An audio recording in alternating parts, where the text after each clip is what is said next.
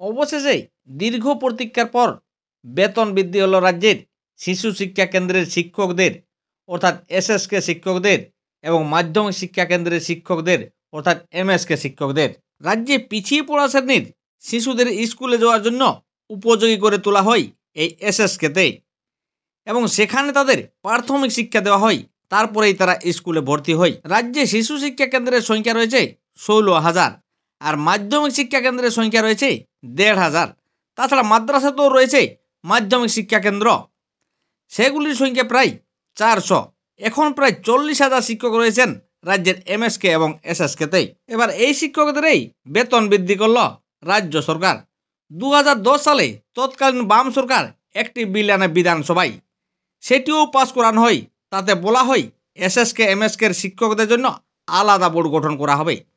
তৎকালীন রাজ্যপাল গোপাল কৃষ্ণ গান্ধী ওই বিলে অনুমতি দেননি, তাই বিলটি আর আইনেও পরিণত হয়নি। আর এই শিক্ষকদের অভিযোগ, দীর্ঘদিন তাদের বেতন বৃদ্ধি পায়নি এবং নতুন করে কোনো শিক্ষক নিয়োগও হয়নি। 2018 সালের শেষ থেকে তারা আন্দোলন শুরু করেন।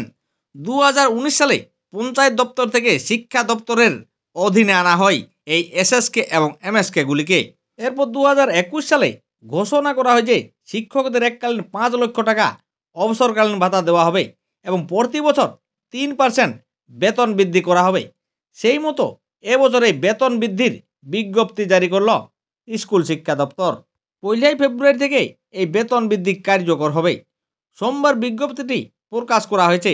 সেখানে জানানো হয়েছে এসএসকের একজন সহায়ক বা সহায়িকা শিক্ষক এখন পান 11,255 টাকা, আর সেই বেতন বৃদ্ধি পেয়ে হবে 11,593 টাকা। তাছাড়া একজন প্রধান শিক্ষক বা শিক্ষিকা এখন পান 11,638 টাকা, আর সেই বেতন বৃদ্ধি পেয়ে হবে 11,987 টাকা। সেই মতো এমএসকের একজন শিক্ষক বা শিক্ষিকা এখন বেতন পান 14,632 টাকা, আর তা বৃদ্ধি পেয়ে হবে 15,071 টাকা। এবং এমএসকের প্রধান শিক্ষক এখন বেতন পান 15,758 টাকা।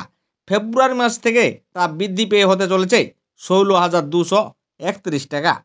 আর তাতেই এবার খুশি হয়েছেন স্কুলের শিক্ষক শিক্ষিকারা।